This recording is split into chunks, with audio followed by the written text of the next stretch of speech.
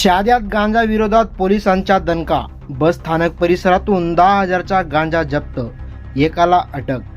शहादा शहरातील अंमली पदार्थाच्या अवैध विक्रीविरोधात स्थानिक गुन्हे शाखेने धडक कारवाई करत बस स्थानक परिसरातून 500 ग्रॅम गांजा जप्त केला.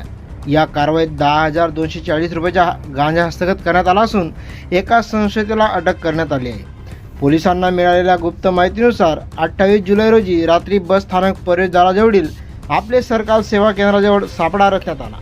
यावेळी पठाण नसीर का उर्फ गुड्डू नदीम खान वय 44 राहणार बॉम्बे बाजार खेतिया रोड शहादा याची झडती घेतली असता त्याच्या ताब्यातील प्लास्टिकच्या पिशवीत सुका गांजा पान व फुलांसह आढळून आला. हा गांजा बेकायदेशीररित्या स्वतःच्या वापरासाठी तसेच विक्रीच्या उद्देशाने बाळगल्याचा पोलिसांचा संशय आहे. या प्रकरणी शहादा पोलीस ठाण्यात NDPS कायद्यान्वये गुन्हा दाखल करण्यात आला असून जप्त गांजा ताब्यात घेण्यात आला आहे. ही कारवाई पोलीस अधीक्षकांच्या मार्गदर्शनाखाली स्थानिक गुन्हे शाखेच्या पथकाने केली असून पुढील तपास पोलीस करीत आहे. प्रतिनिधी जयेश पाटील, नंदुरबार.